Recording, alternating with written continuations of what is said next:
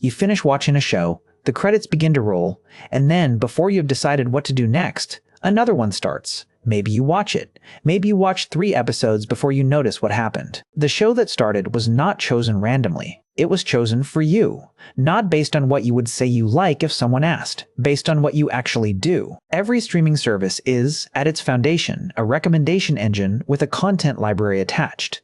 The catalog is enormous. Netflix alone has thousands of hours of content. Nobody can browse that sensibly and make a good choice, so the service removes the choice. Not based on your stated preferences, based on your behavior.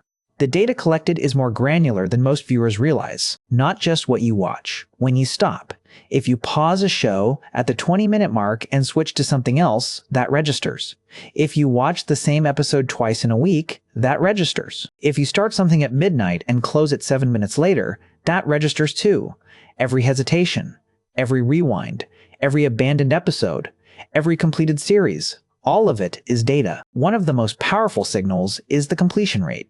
A show that most viewers start but rarely finish is a show the algorithm quietly deprioritizes, regardless of its critical reception. A show where viewers start an episode and cannot stop before the next one begins is a show the algorithm accelerates aggressively through recommendations. Cliffhangers, mid-episode reveals, and autoplay countdowns are not accidental features of great storytelling. They are engineering decisions built around the algorithm's preference for completion. Then there is the thumbnail. Netflix runs continuous tests on every piece of artwork in its catalog. Different subscribers see different images for the same title. One user sees a close-up of a dramatic face. Another sees 2 characters in tension. A third sees an atmospheric establishing shot. Netflix measures which thumbnail produces more clicks, updates accordingly, and continues testing. The image you see for a show is not a creative decision made by the director. It is the image that, statistically, makes the most people tap. The algorithm also uses something called collaborative filtering.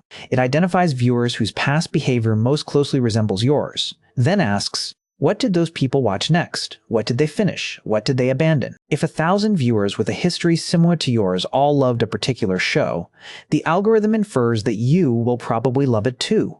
You are not being treated as an individual. You are being treated as a cluster, as a statistical pattern that closely resembles other patterns. This creates an interesting limitation. Collaborative filtering is very good at predicting what you will probably watch next. It is much less useful for showing you something you could not have predicted yourself. The algorithm is trained on the past.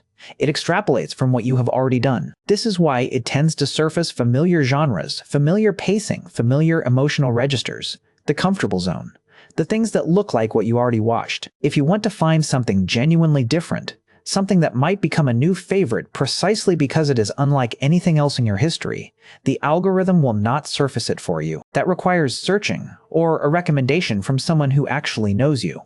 There is also a commercial dimension that is rarely discussed openly. Streaming services recommend their own original content more aggressively than licensed content.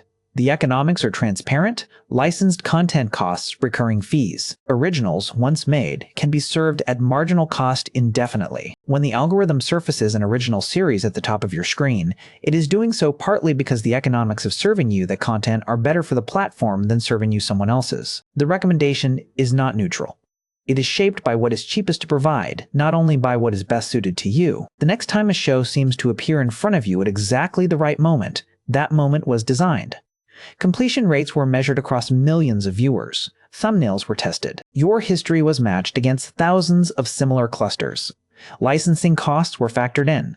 The recommendation was built for the version of you that the algorithm has constructed. Whether that version is accurate is a question worth asking. Now you know.